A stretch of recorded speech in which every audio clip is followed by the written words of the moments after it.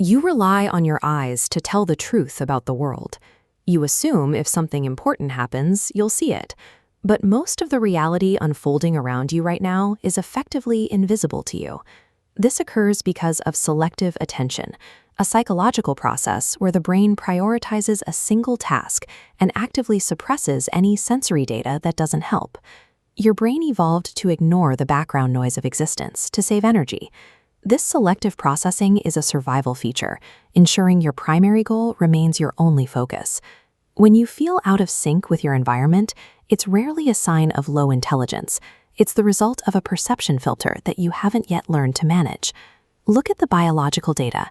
Every second, your senses are flooded with 11 million pieces of information hitting your nervous system, but your conscious mind processes only 40 bits per second.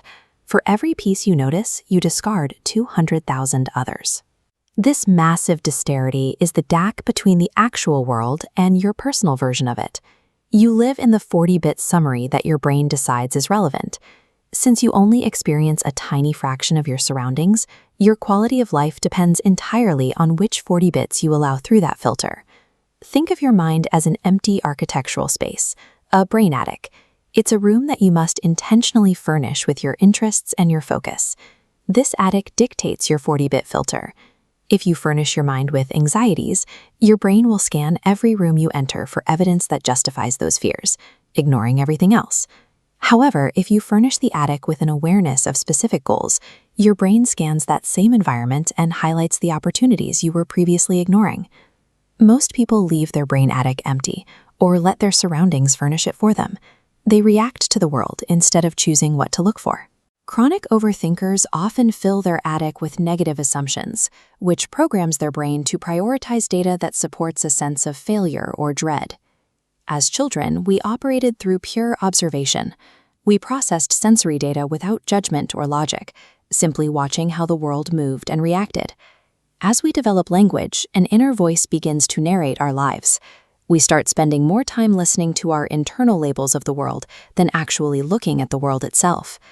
By adulthood, this inner voice becomes a thought cloud. Research shows 95% of thoughts are repetitive and 3/4 negative. This mental noise acts as a barrier. When your monologue is loud, you miss social cues, career opportunities, and the reality of your relationships. Many of us feel stuck because our own thoughts are so loud that we can no longer hear the feedback the world is giving us. You cannot think your way out of overthinking. Adding more logic to a thought cloud only makes the fog thicker. The solution is to move your focus from your mind back to your physical body. Conscious sensory grounding, intentionally identifying specific textures, smells, and sights, redirects your 40-bit filter. It forces the brain to prioritize current physical data over internal loops.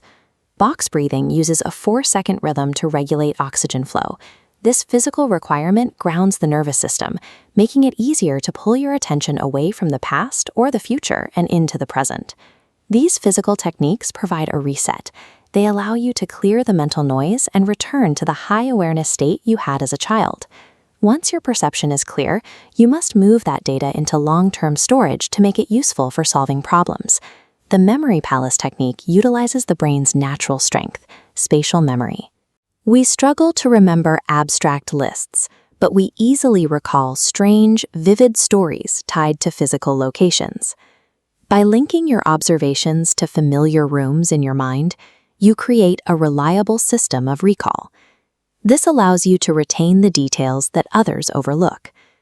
Sharpening your observation skills provides the social and professional data needed to navigate difficult situations. When you see the details of how people react and how problems develop, you can respond with clarity instead of anxiety. The information you need to move forward is often right in front of you. You simply have to set your filter to find it.